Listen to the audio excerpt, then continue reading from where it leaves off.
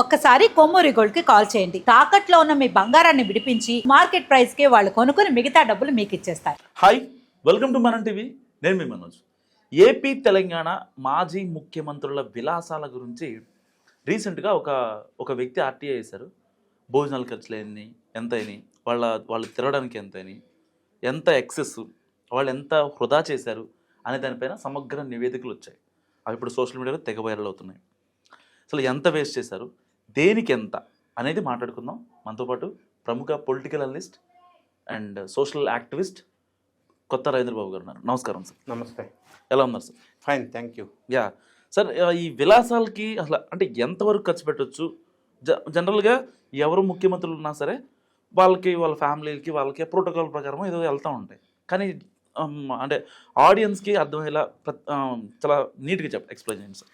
2 తెలుగు రాష్ట్రాల మాజీ ముఖ్యమంత్రులు, తెలంగాణలో కేసీఆర్, ఆంధ్రప్రదేశ్లో జగన్ రెడ్డి గారు అధికారంలో ఉన్న 5 సంవత్సరాలు ప్రజాధనాన్ని దుర్వినియోగం చేసి విడిగా ఖర్చులు పెట్టారు అని ఈ మధ్య కాలంలో కొంతమంది ఆర్టీఐ ద్వారా ఇన్ఫర్మేషన్ తీసుకుని దాన్ని సోషల్ మీడియాలో ప్రచారంలో తీసుకొచ్చారు.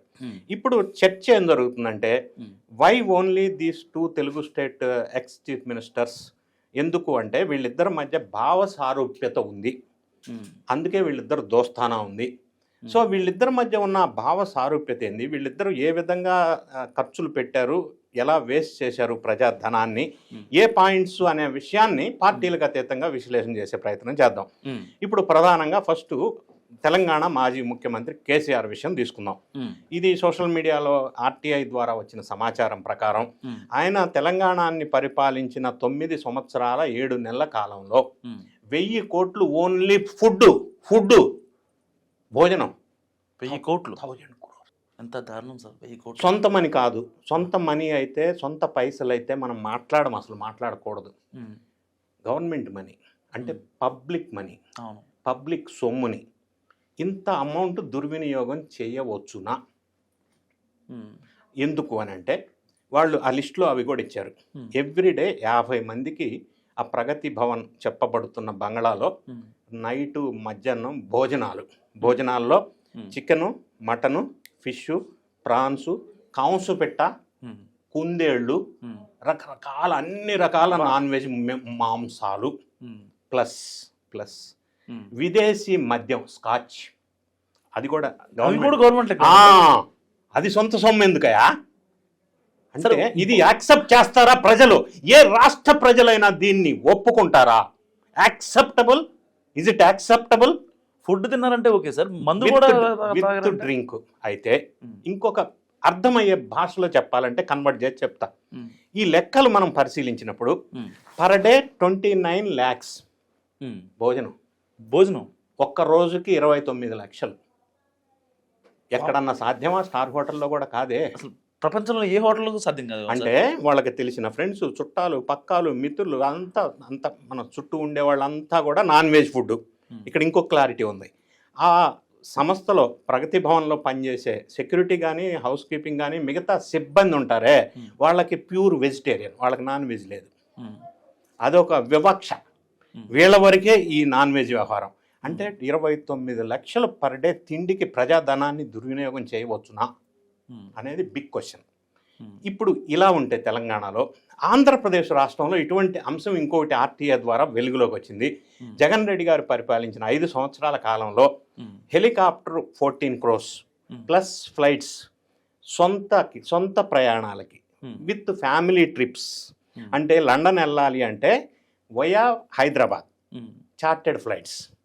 ఆయన ఖర్చు పెట్టిన ప్రజాధనం 222.85 crores. అంటే 222 crores ఓన్లీ హెలికాప్టర్ లేదా ఫ్లైట్స్కి వాడారు. ప్రభుత్వ ధనాన్ని ట్రాన్స్ఫర్ చేశారు ఆంధ్రప్రదేశ్ సివిల్ ఏవియేషన్ కార్పొరేషన్కి. అంత పెద్ద ఎత్తున ధనాన్ని దుర్వినియోగం చేయవచ్చునా? అయితే ఇంకొక సారూప్యత ఉంది. ఇక్కడ తిండికి ఎట్లా పెట్టారో, జగన్ రెడ్డి గారు పాలించిన కాలంలో తాడేపల్లి ప్యాలెస్లో ఓన్లీ ఎగ్ పఫ్ ఖర్చు 3.7 crores. ఎగ్ పఫ్లు ఖర్చు, ఓన్లీ ఎగ్ పఫ్. అంటే ఎన్ని వేల మందికి ఎగ్ పఫ్లు పెట్టారు? ఎగ్ పఫ్లు ఎందుకు? ఎగ్లే పెట్టొచ్చుగా ఆ ఖర్చుకి. అర్థం కాని అంశం. ఇది ఒక అంశం అయితే. రెండో అంశం మనం మాట్లాడదాం సిమిలారిటీస్. ఇద్దరికి ప్యాలెసెస్, ఫామ్ హౌసెస్ అనే క్రేజీ ఫ్యాంటసీ పిచ్ ఎక్కువ ఉంది. ఇప్పుడు కేసీఆర్ గారు తీసుకుంటే ప్రగతి భవన్ అని ఒక భారీ ప్యాలెస్, దీంతో పాటుగా ఫామ్ హౌస్. ఇప్పుడు మనం చెప్పుకున్న ఖర్చులు, ఫామ్ హౌస్ ఖర్చులు ఇందులోకి రాలా, ఇంకా అవి రావాల్సి ఉంది. యాడ్ అవ్వలే ఇంకా. ఇది ఓన్లీ ప్రగతి భవన్ ఖర్చులు. ఈ ప్రగతి భవన్ విలాసవంతంగా ఎలా నిర్మించారు అని అంటే bullet proof glasses, bullet proof doors, bullet proof windows, ఇంతవరకు ఓకే అని అనుకోవచ్చు, ప్రభుత్వ సొమ్మే. కానీ బుల్లెట్ ప్రూఫ్ వాష్రూమ్స్ కూడా బుల్లెట్ ప్రూఫే. What is this? ఎందుకు అంత ఇన్సెక్యూరిటీగా ఫీల్ అవ్వాల్సిన అవసరం ఏర్పడింది? అక్కడ జగన్ రెడ్డి గారి విషయానికి వద్దాం. తాడేపల్లి ప్యాలెస్ 2 ఎకరాల స్థలంలో ఆ ప్యాలెస్ కట్టుకున్న తర్వాత ఆ ప్యాలెస్కి ఆనుకొని 175 గజాలు ప్రభుత్వ స్థలం ఉంటే ఈయన అధికారంలోకి వచ్చిన తర్వాత దాన్ని కూడా గుంజుకొని ప్యాలెస్లో కలిపేసుకొని ఈయన చేసినట్టుగానే కిటికీలు, విండోలు, డోర్లు, బాత్రూమ్లు అన్నీ బుల్లెట్ ప్రూఫ్. నంబర్ 2, మరి సెక్యూరిటీ కోసం అని రీజన్ చెప్పి ఆ ఇంటి చుట్టూతో కూడా 30 ఫీట్స్ 30 ఫీట్స్ హైట్లో ఫినిషింగ్, వ్యూ కట్టర్ అంటారు దాన్ని. దానికి 12.85 crores ప్రభుత్వ సొమ్ము, పబ్లిక్ మనీ, ప్రజల సొమ్ము ఖర్చు పెట్టి విలాసవంతమైన బంగళాలో ఉన్నారు. అదేవిధంగా రిషికొండ ప్యాలెస్ 500 crores. ఇవన్నీ ప్యాలెస్లు పిచ్చి ఇద్దరికి ఉంది. ప్రభుత్వ ధనాన్ని ఈ విధంగా దుర్వినియోగం చేశారు. ఇంకొక భావ సారూప్యత మనం పరిశీలించినట్టయితే ఇద్దరు ముఖ్యమంత్రులు పరిపాలించిన కాలంలో వెల్ఫేర్ స్కీమ్స్ పేరుతోటి ప్రతి ఒక్క పేద కుటుంబానికి లేదా ఏదో ఒక రీజన్ పెట్టి ప్రతి ఒక్కరికి డబ్బులు అందే విధంగా అయితే డిజైన్ చేశారు స్కీమ్స్. అయినప్పటికీ ఇద్దరు గెలవలేకపోవటానికి గల కారణం ఏంటంటే మళ్ళీ భావ సారూప్యత, సిమిలారిటీ. ఇద్దరు కూడా ప్రజలతో డిస్కనెక్ట్ అయ్యారు. కనెక్టివిటీ చేసుకోవాలి ప్రజలతో నాయకులు. డిస్కనెక్ట్ అయితే ప్రజలు ఆదరించరు, నువ్వెన్ని స్కీములు పెట్టినా సరే. రెండోది, ఓన్లీ వెల్ఫేర్ స్కీమ్స్ ఇస్తేనే ప్రజలు మళ్ళీ తిరిగి ఎన్నుకారు. డెవలప్మెంట్ కూడా కావాలి ప్రజలకి అనేది ఈ 2 విషయాలను బట్టి మనం అర్థమైన అటువంటి అంశం. ఈ వెల్ఫేర్ స్కీమ్స్ ఇచ్చినా ఓడిపోవడానికి కారణం ఏంటంటే కోటరీలో రాజుగారు, ఆయన కలవటానికి మనకు వీలు కాదు, ఆయన మన రానీరు. ఈ డిస్కనెక్ట్ ఎప్పుడైతే మంత్రులకి ఎమ్మెల్యేలకు కూడా కలవటానికి వీలు లేకుండా ఇద్దరు మాజీ ముఖ్యమంత్రులు అప్పట్లో ప్రవర్తించిన దానికి ఫలితమే ఘోర ఓటమి. ఇంకొక అంశం ఉంది, కరప్షన్స్. ఇద్దరు ముఖ్యమంత్రులు పరిపాలించిన కాలంలో కేసీఆర్ మీద చాలా భయంకరమైన కరప్షన్ ఆరోపణలు వస్తూ ఉన్నాయి. రోజుకొకటి వెలుగులోకి వస్తూ ఉంది, దర్యాప్తు జరుగుతూ ఉంది. అది కాళేశ్వరం కావచ్చు, కూలేశ్వరం అన్నారు వీళ్ళు కాంగ్రెస్ గవర్నమెంట్ వాళ్ళు. ఫార్ములా ఈ రేస్ కావచ్చు, ఫోన్ ట్యాపింగ్ కేసు కావచ్చు, ఇట్లా రకరకాల, అంటే గొర్రెల పెంపకం, చేపల పంపిణీ, ప్రతి దాంట్లో కరప్షన్ జరిగిందని మనకి గడిచిన 1.5 years నుంచి కాంగ్రెస్ పార్టీ వాళ్ళు చెప్తానే ఉన్నారు. జగన్ రెడ్డి గారి దగ్గరకు వచ్చేసరికి కరప్షన్ కాదేది కరప్షన్కి అనర్హం అన్న విధంగా దేంట్లో వీలైతే దాంట్లో, ఆఖరికి తిరుమల తిరుపతి దేవస్థానం పట్టు వస్త్రాల్లో కూడా కల్తీ నెయ్యి, పరకామణి, లిక్కరు, అబ్బా, ల్యాండు, శాండు, వైను, మైను అన్నిట్లో కరప్షన్. శాలువాలో కూడా జరుగుతుందని ఎక్స్పెక్ట్ చేయలేదు సార్. ఎవరు ఊహించారు? పవిత్రమైన లడ్డులో నెయ్యి పేరుతో కెమికల్లీ మ్యానుఫ్యాక్చర్డ్ లిక్విడ్ కలుపుతారని ఎవరన్నా ఊహించారా? ఎసిటిక్ యాసిడ్ ఎస్తర్తో తయారు చేసిన ఒక లిక్విడ్లో పవిత్రమైన లడ్డును తయారు చేస్తారని ఎవరన్నా ఊహించారా? సో ఎక్కడ చూసినా కరప్షన్ అనేది అక్కడ జరిగింది. ఈ 2 భావ సారూప్యత ఉన్నటువంటి అంశాలు అని మనం ఖచ్చితంగా చెప్పవచ్చు. ఇంకొక సారూప్యత మనం గమనించినట్టయితే ఇక్కడ కేసీఆర్ గారి కుటుంబంలో కవిత, జగన్ రెడ్డి గారి కుటుంబంలో షర్మిళ, ఇద్దరు కూడా ఇంట్లో నుంచి విభేదించి కుటుంబ సభ్యులతో బయటకు వచ్చి కుటుంబ సభ్యుల మీద ఆరోపణలు చేపిస్తున్నటువంటి ఒక సిమిలారిటీ. అంటే గతంలో ఒక సినిమాలో ఒక డైలాగ్ ఉండేది, శత్రువులు ఎక్కడో ఉండరు, చెల్లెళ్ళ రూపంలో ఇంట్లో ఉంటారని. సో వీళ్ళిద్దరూ 2 మాజీ ముఖ్యమంత్రుల దగ్గర, షర్మిళ కానీ కవిత కానీ, బయటకు వచ్చి యుద్ధం చేయటం వల్ల ఇద్దరు పార్టీలకి, ఇద్దరు వ్యక్తులకి డ్యామేజ్ జరిగిందనేది వాస్తవం. ఇంకొక అంశం మనం చూద్దాం. 2023 తెలంగాణ ఎలక్షన్స్ జరిగినప్పుడు కేసీఆర్ గారి నేతృత్వంలో బీఆర్ఎస్ పార్టీకి ఒక ఇంటెలిజెన్స్ రిపోర్ట్ ఏంటంటే ఎమ్మెల్యేస్ మీద చాలా అవినీతి ఆరోపణలు ఉన్నాయి ప్రజల్లో, ఈ ఆరోపణలో ఉన్న ఎమ్మెల్యేస్ని మారిస్తే పార్టీ గెలుస్తుందని ఒక సలహా ఉంది, రిపోర్ట్ ఉంది. He knows it very well. Yes. అయితే కేసీఆర్ గారు అన్న మాట ఏంటంటే ఎమ్మెల్యేల మీద ఎంత అవినీతి ఆరోపణలు అన్నా ఉన్నాయి. నా ఫేసు, నా ఫోటో, నా కటౌట్ చూస్తే గెలుస్తారు వాళ్ళు, అంత ఉంటుంది నా ఫేస్లో, ఉంటే ఏమైంది కానీ ఎవరిని మార్చను అని అందరికీ అదే టికెట్లు ఇచ్చేసాడు, ఎవరిని మార్చకుండా. దాని ఫలితం ఘోర పరాజయం. దీని నుంచి పాఠాలు నేర్చుకున్న ఆంధ్రప్రదేశ్ మాజీ ముఖ్యమంత్రి 2024 ఆంధ్రప్రదేశ్ అసెంబ్లీ ఎలక్షన్లో ఇట్లా చేయకూడదని 80% ఎమ్మెల్యేస్ని షఫ్లింగు, మార్పులు, చేర్పులు చేశాడు.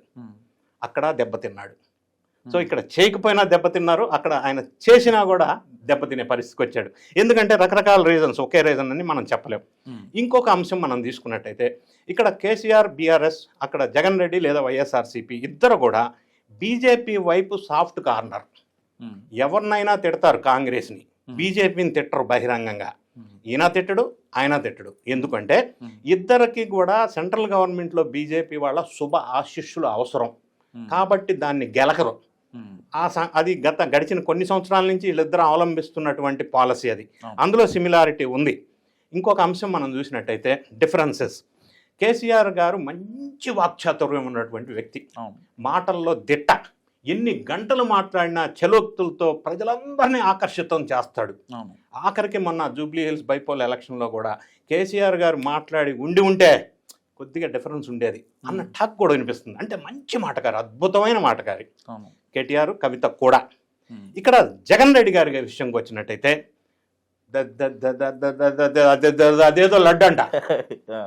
అదేదో లడ్డు అంటే ఎవరో స్క్రిప్టు, వర్కింగ్ ఫ్రమ్ బెంగళూరు, అప్పుడప్పుడు స్క్రిప్ట్ చదవటానికి తాడేపల్లి ప్యాలెస్.